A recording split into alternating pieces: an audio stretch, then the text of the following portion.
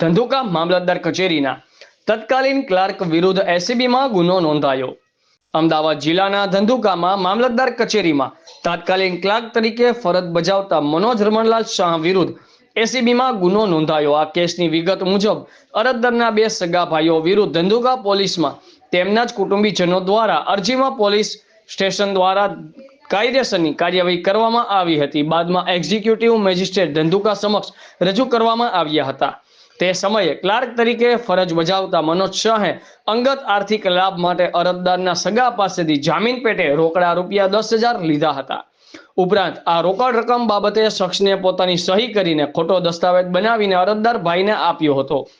આ રોકડ રકમ શખ્સે ધંધુકા મામલતદાર કચેરીના એક પણ રજિસ્ટર રેકોર્ડ કેસબુકમાં નોંધ કે ખાતાવાહી કરી ન હતી। તેમજ આ રકમ સરકારી તિજોરીમાં જમા ન કરાવીને પોતાની પાસે રાખી સત્તાનો દુરુપયોગ કરી જણાઈ આવતા ભ્રષ્ટાચાર કર્યો હોવાનું લાગતા એસીબીએ શખ્સ વિરુદ્ધ ગુનો નોંધ્યો છે।